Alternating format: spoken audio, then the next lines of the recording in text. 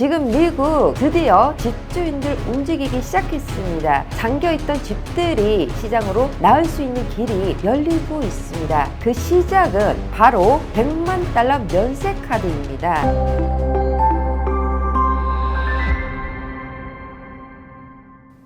안녕하세요, 김효지입니다. 지금 미국에서 100만 달러 양도소득세 면제를 추진하고 있습니다. 지난 6월 1일 25년 이상 거주한 65세 이상 주택 소유자의 연방 양도소득세 면제 한도를 일시적으로 100만 달러로 상향 조정하는 내용을 담고 있는 주택자산보호법이 발의됐습니다. 근데 많은 사람들이 이 법안을 은퇴자 세금 감면이라고 말합니다. 그러나 이 법안의 진짜 목적은 세금이 아니라 오히려 미국 정부가 주택 공급 부족 문제를 해결하기 위해 나온 해결책이라고 볼 수 있을 것 같습니다. 지금 미국에는 집을 팔고 싶어도 팔지 못하는 사람들이 생각보다 많습니다. 많은 사람들이 지금 미국 주택 매물이 부족한 가장 큰 이유를 금리라고 합니다. 그리고 실제로 그 영향이 상당히 큽니다. 3%대 초저금리 모기지를 보유한 사람이 집을 팔고 다시 주택을 구입하면 현재 6, 7%대 금리를 감당해야 하기 때문에 많은 집주인들이 이사를 미루고 있습니다. 근데 여기서 더 중요한 문제는 세금입니다. 예를 들어 어떤 부부가 1985년에 15만 달러에 구입한 주택이 현재 150만 달러가 되었다고 가정해 보겠습니다. 집값이 크게 올랐으니 큰 수익을 얻은 것처럼 보입니다. 그러나 문제는 집을 파는 순간 발생합니다. 주택을 매각하면 수십 년 동안 누적된 자본 이득이 현실화되고 일정 금액을 초과하는 부분에 대해서는 양도소득세 부담이 발생할 수 있습니다. 즉 집값이 오른 것이 오히려 매도를 어렵게 만드는 상황이 발생하는 것입니다. 그래서 많은 은퇴자들은 이미 자녀들이 독립해서 더 이상 큰 집이 필요하지 않음에도 불구하고 매도를 미루고 있습니다. 작은 집으로 옮기고 싶어도 세금 부담 때문에 움직이지 않습니다. 이것이 또 다른 미국의 주택 공급 문제입니다. 현재의 주택 공급 부족을 단순히 신규 주택 건설 부족의 문제로만 볼 수는 없을 것입니다. 실제로는 이미 존재하는 수많은 기존 주택들이 세금과 금리라는 이중 잠금 장치에 묶여서 시장에 나오지 못하고 있습니다. 그래서 주택자산보호법이 발의된 것입니다. 이 법안의 핵심은 단순히 세금을 깎아주는 것보다는 오랫동안 잠겨있던 기존 주택 재고를 다시 시장으로 나오게 하는데 더 큰 의미가 있다고 볼 수 있습니다. 여기서 중요한 것은 미국 정부가 바라보는 문제가 무엇인가 하는 것입니다. 지금 미국의 주택시장 문제는 집값 상승뿐 아니라 만성적인 공급 부족이 있습니다. 신규 주택을 공급하려고 해도 현실은 쉽지 않습니다. 건설비는 과거보다 크게 상승했고 개발 가능한 토지는 점점 부족해지고 있습니다. 여기에 건설 노동력 부족까지 겹치면서 신규 주택 공급 속도는 둔화되고 있습니다. 차라리 기존 주택이 시장에 나오도록 만드는 것이 훨씬 빠르고 효율적일 수 있습니다. 그래서 미국 정부는 지금 단순히 세금을 깎아주려는 것이 아니라 세금이라는 장벽 때문에 묶여있던 주택 재고를 시장으로 끌어내려는 시도를 하고 있는 것입니다. 여기서 중요한 것은 이번 법안이 단순히 하나의 세금 정책으로 끝나는 것이 아니라 최근 미국 정부가 추진하고 있는 여러 주택 정책들의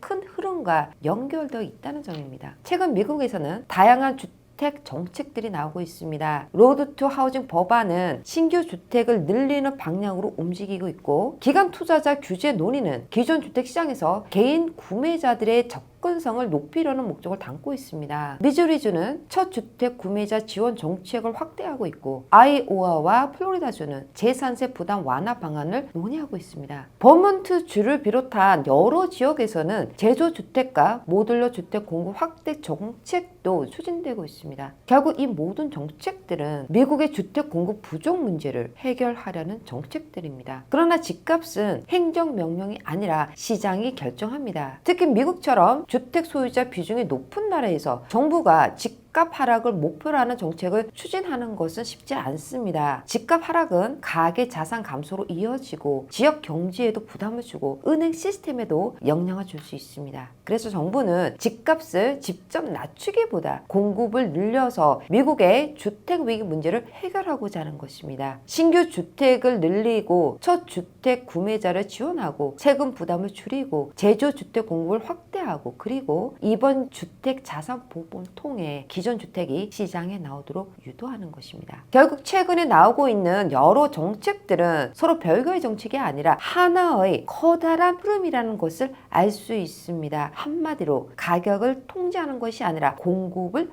확대하는 것입니다. 더 정확하게 말하면 잠겨있는 주택을 움직이게 해서 기존 주택 공급 문제를 해결하라는 것입니다. 그래서 이번 주택 자산 보험 역시 그 흐름 속에서 이해해야 합니다. 결국 앞으로 미국 부동산 시장의 핵심 변수는 집값보다 얼마나 많은 공급이 시장에 유입되느냐 그리고 얼마나 많은 주택이 실제로 거래되느냐가 중요해질 수 있을 것입니다. 여기서 지난 영상에서 다루었던 내용들을 한번 되짚어 볼 필요가 있을 것입니다. 최근 버크셔 해서웨이와 텔러 모르슨 인수 합병권, 일본 건설사들의 미국 시장 진출 확대권, 빌드 투 렌트 커뮤니티의 증가, 기관 자본의 주택시장 참여 그리고 각 주정부의 다양한 공급 확대 정책까지 보면 지금 미국 정부가 정말로 고민하는 것은 높은 집값이 아니라 공급입니다. 정부가 집값을 직접 낮추는 데는 한계가 있습니다. 집값은 결국 시장의 수요와 공급에 의해 결정되기 때문입니다. 그래서 지금 정부가 집중하고 있는 것은 가격 자체가 아닙니다. 공급을 늘리고 거래를 활성화하고 시장 안에서 더 많은 주택이 움직이도록 만드는 것입니다. 결국 공급이 늘어나고 시장의 유동성이 회복되면 가격은 자연스럽게 균형을 찾아갈 수 있기 때문입니다. 여기서 지금 미국 정부가 추진하고 있는 공급 정책을 간추려 보면 네 가지로 정리할 수 있습니다. 첫 번째는 우리가 가장 익숙하게 생각하는 신규 주택 공급입니다. 집이 부족하면 더 많이 지으면 된다는 것입니다. 로드 투 하우징 법안을 비롯한 각종 규제 완화 정책은 결국 신규 주택 공급 확대를 목표로 하고 있고 일본 건설사들의 미국 진출 확대 역시 같은 흐름 속에 있습니다. 그런데 중요한 것은 미국 정부는 이제 공급 부족 문제를 단순히 집을 더 짓는 것만으로 해결할 수 없다고 판단하기 시작했다는 점입니다. 그래서 미국 정부는 새로운 대안을 찾기 시작했습니다. 바로 대체 공급입니다. 대표적인 것이 조립식 제조주택, 모듈러 주택, 그리고 공장 생산 주택입니다. 과거에는 이러한 주택들이 일부 저소득층을 위한 대안주택 정도로 인식됐지만 최근에는 상황이 달라지고 있습니다. 현재 미국이 직면한 공급 부족 문제는 생각보다 훨씬 구조적입니다. 건설비는 계속 상승하고 있고 숙련 노동력은 부족하고 인허가 절차는 길어지고 있고 토지 비용까지 높아지고 있습니다. 이런 상황에서 기존 방식만으로 수백만 채 공급 부족을 해결하는 것은 사실상 쉽지 않습니다. 그래서 미국은 이제 주택을 현장에서 하나씩 짓는 방식에서 벗어나 공장에서 생산하고 현장에서 조립하는 방식까지 적극적으로 검토하기 시작했습니다. 이제는 얼마나 빠르게, 얼마나 저렴하게, 얼마나 많은 공급을 시장에 추가하느냐가 중요해지고 있습니다. 정리하면 두 번째 공급 전략은 집을 더 효율적으로 생산하는 것입니다. 그리고 이것은 단순한 건축 방식의 변화가 아니라 미국 주택 공급 시스템 자체가 변화하기 시작했다는 것을 알 수 있습니다. 세 번째는 운영형 공급입니다. 이것은 집을 더 짓는 것도 아니고 집을 더 싸게 만드는 것도 아닙니다. 이미 존재하는 주택을 보다 효율적으로 운영하는 방식입니다. 대표적인 사례가 빌드 투 렌트 커뮤니티와 기관 자본이 운영하는 단독주택 임대시장입니다. 과거 미국의 주택시장은 개인이 집을 소유하는 것을 중심으로 성장해 왔습니다. 그러나 최근에는 집을 반드시 소유하지 않더라도 안정적으로 거주할 수 있는 주거 공급을 확대하려는 움직임이 나타나고 있습니다. 실제로 최근 수년 동안 기관 투자자들은 단독주택을 매입하거나 직접 빌드 투 렌트 커뮤니티를 개발하면서 임대주택 공급을 확대하고 있습니다. 물론 이것은 월가의 투자 전략으로 해석할 수는 있지만 그 그것만으로는 모든 것을 설명하기는 어렵습니다. 현재 미국은 주택 부족뿐만 아니라 주거 부족 문제도 동시에 겪고 있기 때문입니다. 이제는 많은 사람들이 집 사는 것이 점점 힘들어지고 있습니다. 금리가 높고 집값은 여전히 부담스럽고 첫 주택 구매자의 진입 장벽도 높습니다. 그래서 반드시 소유가 아니더라도 임대로 거주할 수 있는 주택을 늘려야 합니다. 최근 나타나는 빌드 투 렌트 확대는 단순히 투자 상품으로만 볼 게 아니라 미국 주거 시스템이 변화하고 있다고도 볼 수 있는 것입니다. 과거에는 공급 확대가 곧 분양주택 공급 확대를 의미했습니다. 그러나 이제 미국은 소유를 위한 공급뿐만 아니라 임대 거주를 위한 공급도 함께 늘리기 시작했습니다. 즉 세 번째 공급 전략은 집을 더 많이 소유하게 만드는 것이 아니라 더 많은 사람이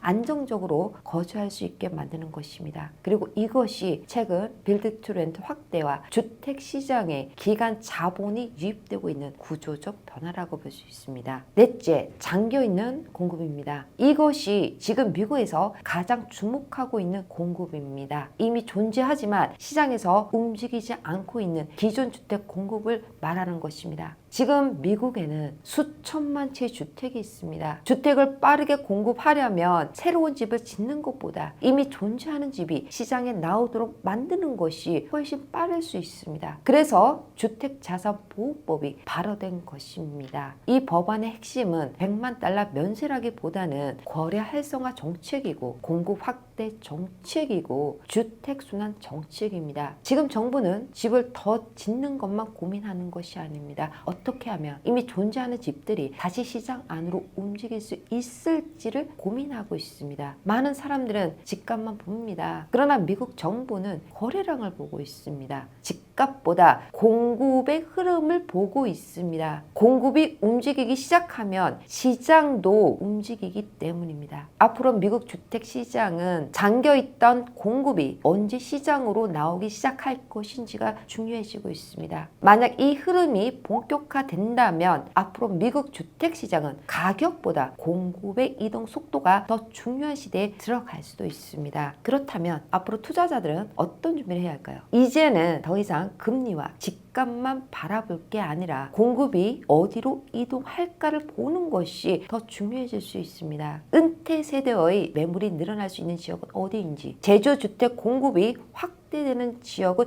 어디인지, 빌드 투 렌트 커뮤니티가 집중되는 지역은 어디인지, 그리고 신규 공급이 계속 유입되는 지역은 어디인지를 살펴볼 필요가 있을 것입니다. 앞으로 미국 시장은 같은 미국이라도 똑같이 움직이지 않을 것입니다. 어떤 지역은 공급이 늘어나면서 가격 상승이 제한될 수 있고 반대로 어떤 지역은 여전히 공급 부족이 지속되면서 강세를 유지할 수도 있습니다. 결국 앞으로의 미국 부동산 시장은 집값만 보는 시장이 아니라 공급의 흐름을 읽는 시장으로 변해가고 있습니다. 그래서 지금 가장 중요한 질문은 지금 집을 사야 하나 말아야 하냐 이것이 아니라 오히려 미국 정부와 자본은 앞으로 어떤 방식으로 공급을 늘리려 하는가, 이것이 더 중요할 수 있습니다. 정리하겠습니다. 지금 미국 정부는 집값과 싸우는 것이 아닙니다. 공급 부족과 싸우고 있습니다. 그리고 그 과정에서 새 집을 짓고 제조주택을 늘리고 임대주택을 확대하고 잠겨있던 기존 주택까지 시장으로 끌어내기 시작했습니다. 그리고 그 변화는 이미 진행되고 있습니다. 여기서 질문 드립니다. 여러분은 앞으로 미국 부동산 시장을 움직이는 가장 큰 힘이 무엇이라고 생각하십니까? 그리고 오랫동안 잠겨있던 주택들이 시장에 나오기 시작한다면 미국 부동산 시장에 어떤 영향이 있을 거라고 생각하십니까? 여러분의 의견을 댓글로 남겨주시면 감사하겠습니다.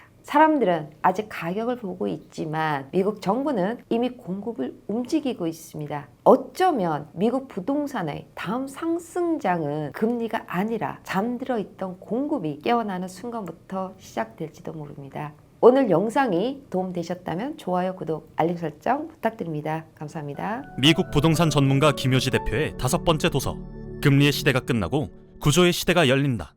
미국 부동산 트렌드 2026.